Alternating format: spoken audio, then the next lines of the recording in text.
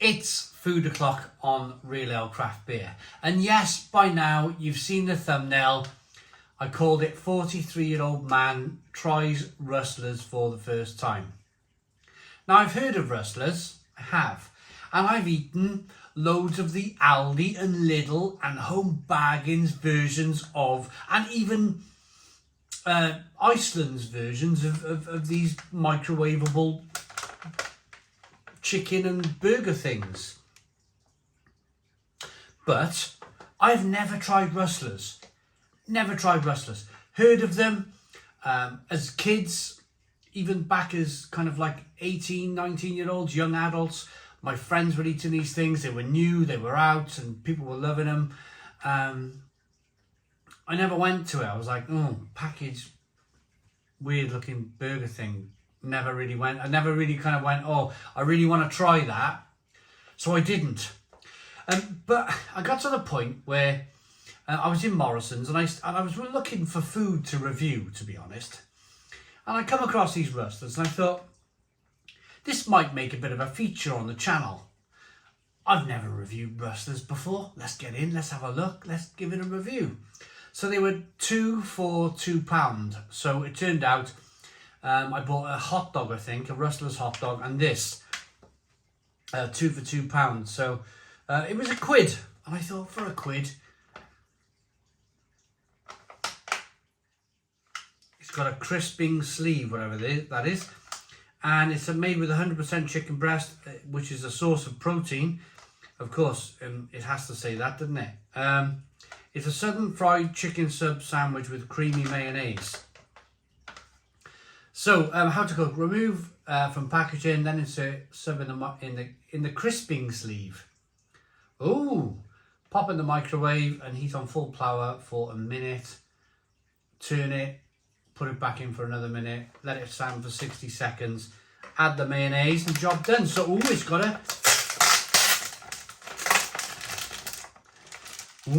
a crisping sleeve. Wow, okay, so, there's a look at it.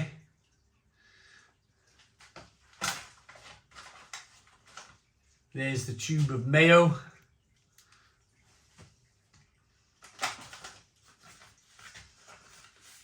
Oh, right, so I think you, oh,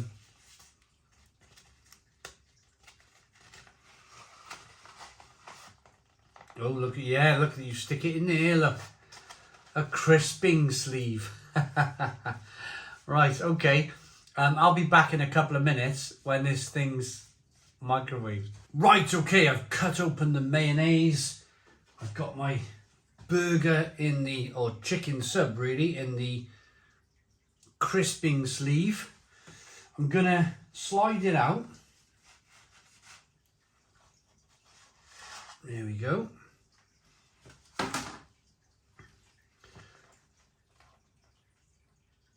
Open that up.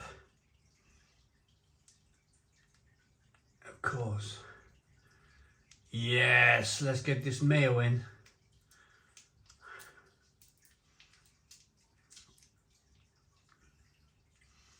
Oh, delightful, hey, delightful.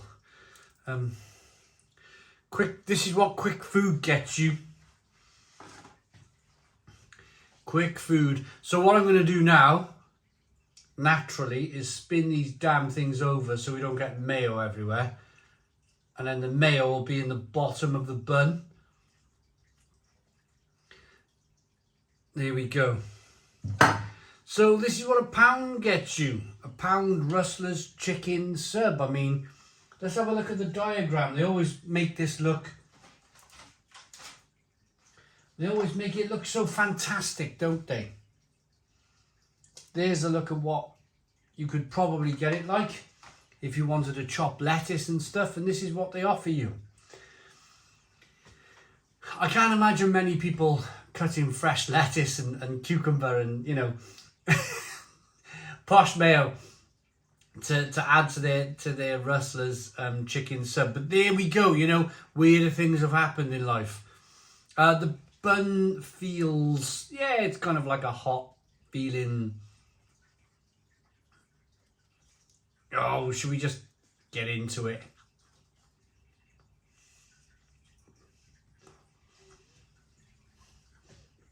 Aeroplane food.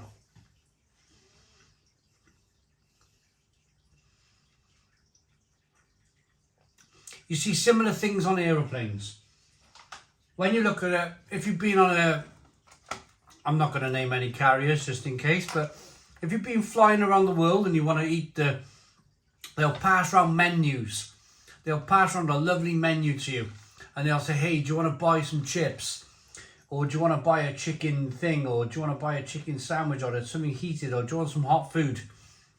Yeah, well, I'm afraid on aeroplanes they don't have like deep fat fryers and air fryers and stuff. They just have a microwave.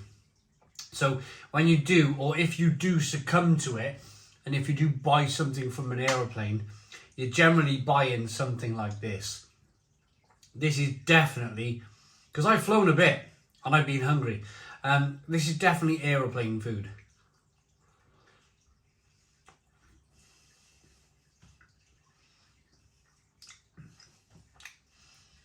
Slippery,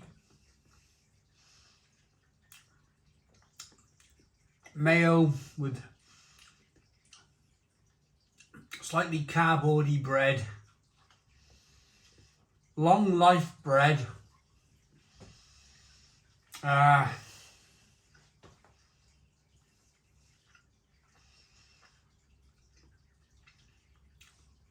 not judging.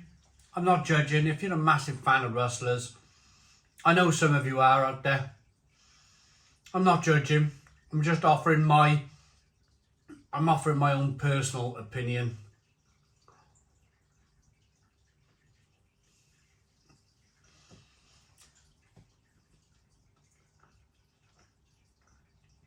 The chicken's okay. It's a bit brown. It's a bit grey.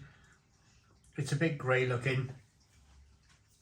I've been in situations. I mean, it's okay. It's very salty. It's a very salty product. It's okay. It's not too bad. For £1, it's okay. But I think this is something where you need to look at the situation you're in.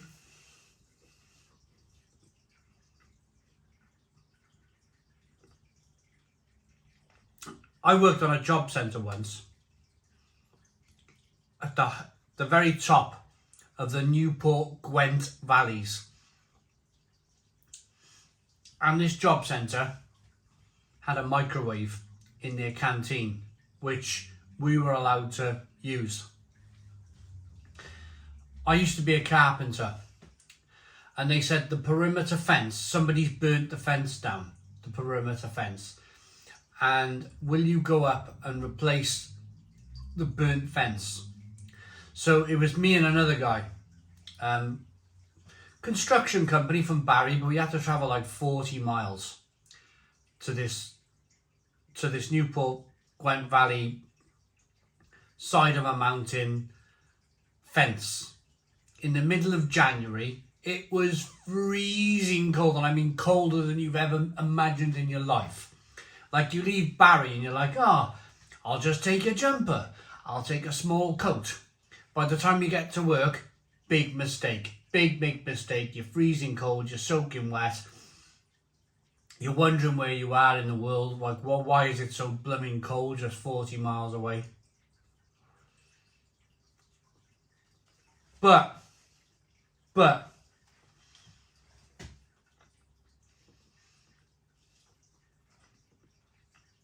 you might have one of these from the local shop on the way up in your rucksack, and they've already told you in the job centre you can use their microwave. So this bit of heat might be the only bit of heat you get all day long, replacing a freezing cold fence in the middle of the Newport Gwent valleys. And you will take that all day long, I promise you, because it's warm. You're hugging the damn thing as you're eating it because you're so blooming cold, and it's giving you a little bit of substance. Might be not the best thing, might be not the tastiest thing in the world. It really may not be. But you're like, you know, I'm going to eat this. I'm going to eat this anyway because my flipping warmth of my life depends on it. But then again, in another circumstance. So that first circumstance I gave you, you might absolutely love this because, you know, it's the only thing that's offering you any warmth. But then again, as I am here, you might be standing in your outside bar, conservatory, with all sorts of delightful stuff in your kitchen. And then you might be thinking to yourself, nah, this isn't so good, I'll give it to the dog. And that's where I am now. So I firmly believe, like most things in life, it all boils down to circumstance. This might be the greatest thing in the world on the side of a cold mountain in mid-Wales. But in my conservatory here, I'm looking at this now and I'm thinking, yeah, I'm pretty sure the dog will enjoy this more than I would. So, as much as I'm just trying to be fair. I'm just trying to be fair. It's not something that I would buy day to day. But if the circumstances called on it, I would buy it. Starving on a plane. 2 hours to go on a plane. Starving hungry. Yeah, I'll buy something like this. Side of a cold mountain. Yeah, I'll buy something like this.